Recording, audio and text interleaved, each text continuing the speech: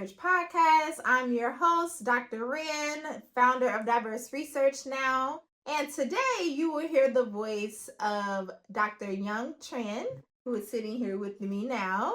Dr. Trinh is a well-known expert in speaking on preventive health, including brain health, inflammation, ketosis, and intermittent fasting, which we talked about today. Over lunch.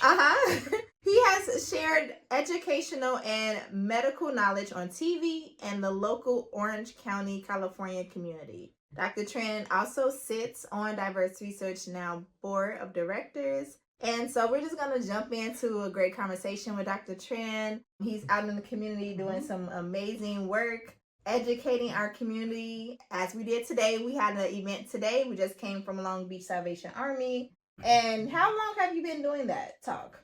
At the Salvation Army.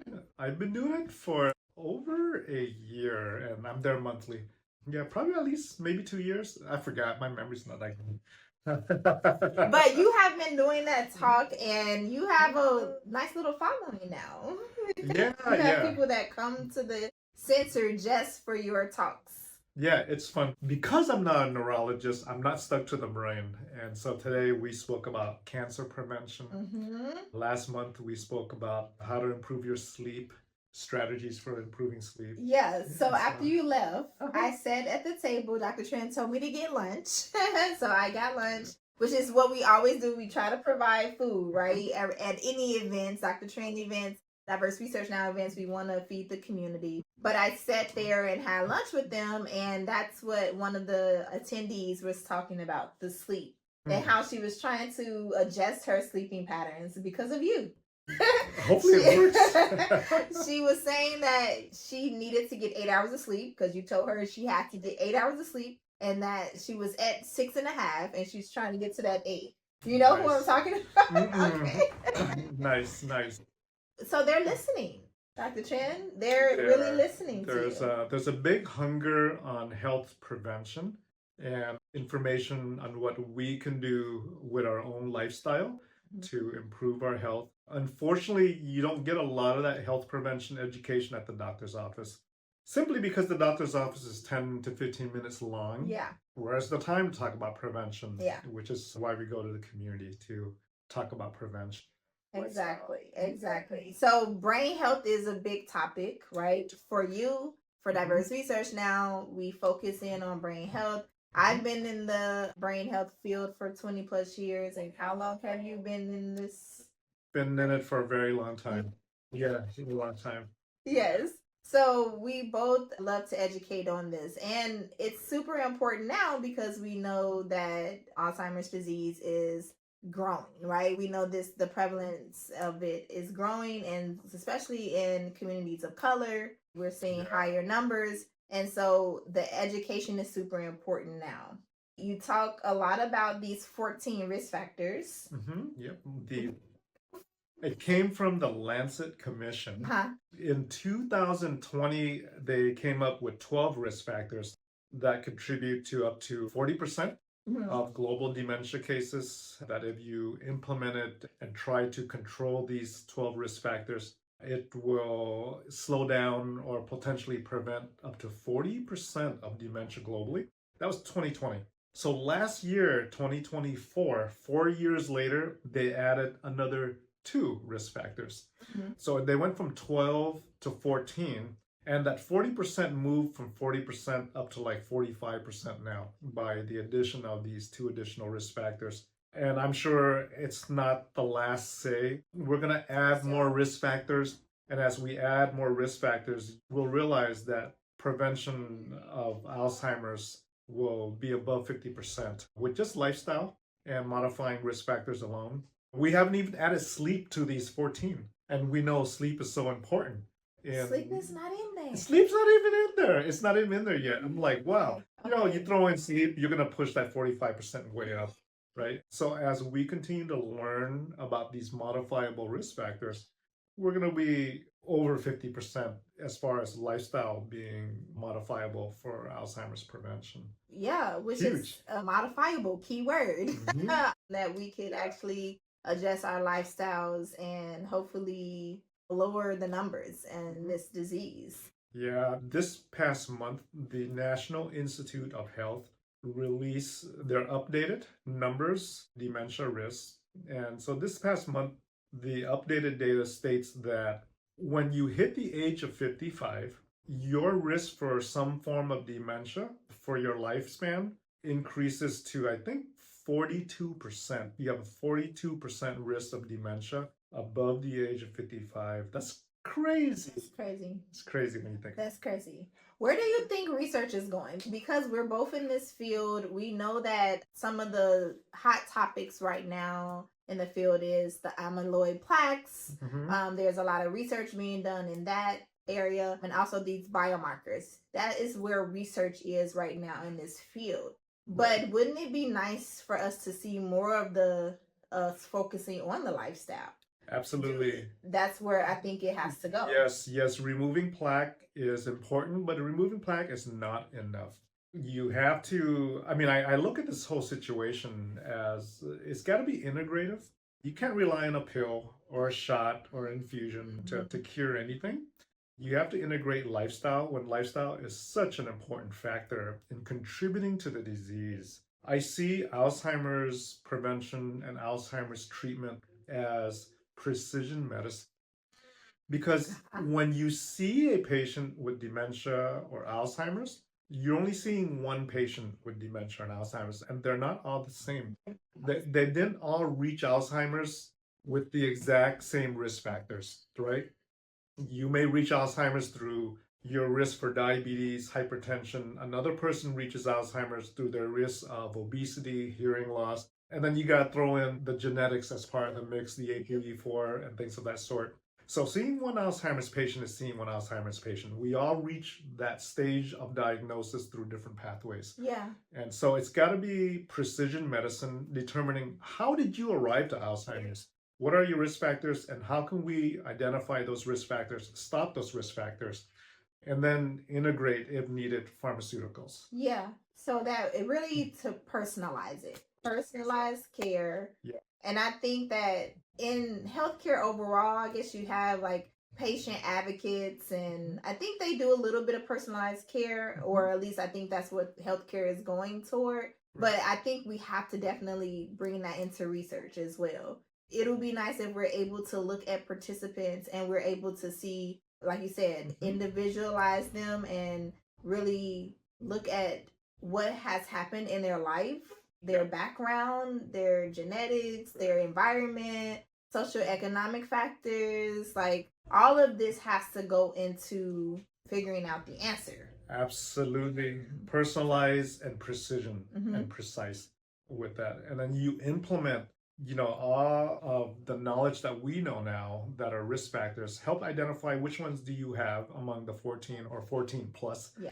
And what can we do to modify each one to lower that risk? So I'm glad that you said that, because we are starting a new event called Mindful Aging, where we are going to introduce a dementia risk assessment, self-assessment, where people can look at these modifiable risk factors, or actually all the 14 are not modifiable, right? The only thing not modifiable is your age and your genetics. Okay. So so they can look at this list and kind of check off to see where in this 14 list I can adjust, or like what can I do. We are going to start that in the community soon in Long Beach, and hopefully expand it out to other Southern California areas and even further. So we'll see how far we can go with it. Yeah. When you think of brain health, the main things that we have seen in research, exercise, brain activities, keeping that brain active, right? There's physical exercise and there's what I call brain exercise, right? Mental activities to keep that brain active, learning, continual learning. The other things that are important, of course, we talked about sleep, we talked about nutrition. The other important thing is socialization. Yes. Right? The ability to socialize. So what we don't realize is that if you go to any senior center, whether it's down in San Diego or here in Long Beach, senior centers have classes for seniors, right? These classes are normally free. These classes, though, are sponsored independently. They don't talk to each other. Like the exercise class don't talk to the knitting class. We don't talk to the reading class. They're independent classes set up. But when you look at the opportunities that going through these classes, you see that these classes often offer brain health activities, right? Like the walking class that is here at Long Beach.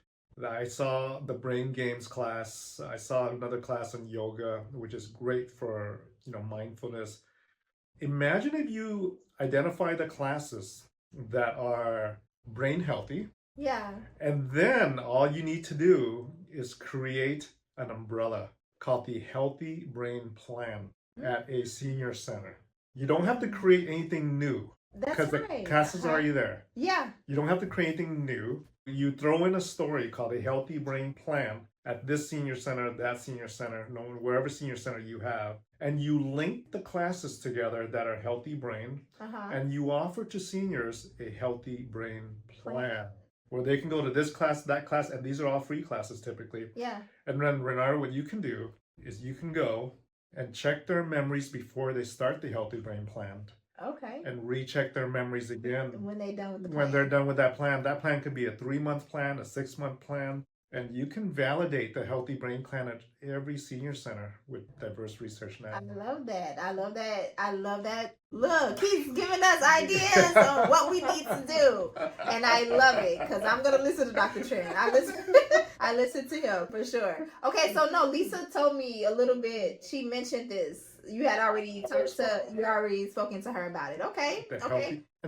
At any senior center, they have the classes. They just don't have the story behind the classes to link it. And so people don't really know. They just know that they're going because it's offered. But if they know that, hey, I'm actually going to this class on purpose, intentionally, to improve my brain health. That is, you're going to get more people there. You're going to fill those classes. For sure. And you can assess their memory. And you can do it before and after within 3 months, 6 months, whatever timeline you want to do. And you can collect some data. And DRN can offer healthy brain plans at any senior center you want, including the ones in San Diego. I love that. Okay. Yeah. Look, he's giving us work to do. We're on it. And it's budget neutral. It's budget neutral because they already have the classes for free. The classes. Yeah. So we just need to be able to get in the story. And get in front of people. I mean, that's what it's all about, right? It's about giving people as many resources as possible, sharing as much education and knowledge as possible. Dr. Trinh, tell us a little bit about your background and why you're such the great person that you are. Tell us a little bit. I'm going to pay Renard to say it later for saying this. I'm just kidding. How much do you want? No, Dr. Trinh is, I'm telling you, exceptional. So I am so grateful to know you, for you to have come and such supportive of diverse research now and myself. So tell us a little bit about your background, where you... I'm a war refugee. Yeah, when I was 5 years old, one day before the end of the Vietnam War. Wow. 1975, actually. April 29th, 1975. I was 5 years old. I was rescued on an American helicopter from Vietnam. Landed from Vietnam on the USS Midway, which is now in San Diego. Yes, it is. I was on the Midway on April 29th, 1975 as a 5-year-old. We realized we came here with nothing and we were given a second chance, our family. Yeah. And so we're just using the second chance to kind of give back. Give back. Yeah. That really is what it's all about, Dr. Trinh. I think that's why we connect so much, because we just want to give back. We want to share what we know to our community and give back and help as many as possible. Yeah, we're just mission driven. Yes. Yeah, purpose driven. Purpose driven. So what are you guys doing here at the Healthy Brain Clinic? Because Dr. Trinh also is working here at the Healthy Brain Clinic in Long Beach and doing memory studies. I also am working in Inglewood doing memory studies. Yeah, we are hoping to advance and learn more about the world of Alzheimer's and dementia, and we're doing that through clinical trials, through medication studies, drug development, along with the education that we do. Amyloid, as we know, the amyloid plaque everyone hears about. There's so much more. There's tau. There's studies on addressing the tau tangles, we call it. There are studies looking at inflammation. There are studies looking at circulation. So there are all kinds of studies looking at the multiple risk factors that contribute to Alzheimer's. So amyloid is one piece of the puzzle, not the puzzle. Yeah. And so we're working on learning as we go along.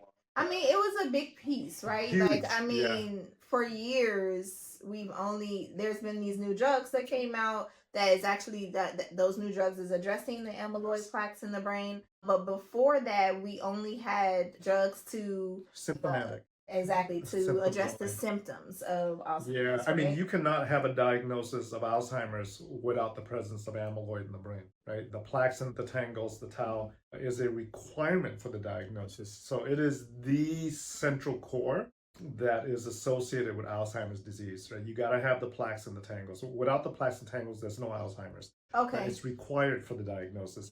So it's a huge piece of the puzzle. But there's so much more. We know that removing amyloid alone in our previous studies wasn't enough to cure Alzheimer's, right? Which is why we continue in research to see what the bigger picture is. And the bigger picture truly is lifestyle. It's lifestyle. Yeah. And you know what? I'm learning through more research of my own and being in these meetings that I go to pretty often, and all the talks about Alzheimer's, is that it looks different in different communities. So that's why it's so important to have diverse and people in the studies that have a diverse background. A Black American has twice the risk of Alzheimer's than a white American. This is super important. What I'm saying is, even going further than that, we don't know if the disease is looking different in those communities, right? We don't know if amyloid, or we know that amyloid, the biomarker, the p-tau may be different. It's just so much that we don't know because communities of color are not participating in these studies. So that, I know that's definitely our mission at Diverse Research Now, to educate our community and even support them as they go through research or consider research. We are trying to really get the message out that, hey, we have to be involved in the process. Yeah. We have to be involved in the process. It's not just, Black Americans, it's Asian Americans, Hispanic Americans. We just need everybody included. Yeah, it starts with education and awareness. Yeah, yep, that's where it starts. You're right. It always starts with education, awareness. And research is so important to have a diverse participation. Because our country is diverse. How do you know the medication works in somebody who's Asian, Hispanic, Black, or how do you know if these folks are not participating in clinical trials? And we don't, which is so important, because good medicine includes medicine, as you mentioned. Yeah, that is really, I've done a whole community talks about that, about letting the community know, hey, your medication that you're taking, we want to make sure that it's going to work for you, which is why we have to have someone that looks like you or have your background get involved. So I think people are understanding. What is been the response in the community? The response has been great. Yeah. Once folks learn about the health condition, the science, the opportunity to be involved in research, it hasn't been an issue getting folks involved in research. I agree. Yeah. For so many years, we talked about this hesitation because of the historical injustices in different communities. That's why they were not getting involved. But we really have found that it's because they were not aware or just not ever asked to get involved. So, absolutely. Yeah. So hopefully, we know that we're doing good work. Hopefully we can get the word out to more and more communities. I know you do a lot of your work in Orange County. We're in San Diego, Diverse Research Now, but now we also are in Inglewood, Southland, LA. But also, we're hoping to have an event coming up in June in Chicago. Also, last year we went to Atlanta. This year, hopefully we can get to some more cities. Just really sounding the alarm and getting the message out, for sure. It's super important. So yeah, we love your work. We love Diverse Research Now. Good science is inclusive science. So you have to have inclusiveness. Yep. That's what we say. Good science is inclusive science. And we also say that we want to inspire a new era of inclusive research, right? It's all about including everyone so we can find answers for everyone. That is what it's about for us. So thank you so much for coming to Voices of Inclusive Research Podcast, aka BIR. Nice. You're not far, so we might bring Dr. Tran back another time, maybe a later episodes. Sounds good. Thank you so much. You're welcome. Okay. Bye.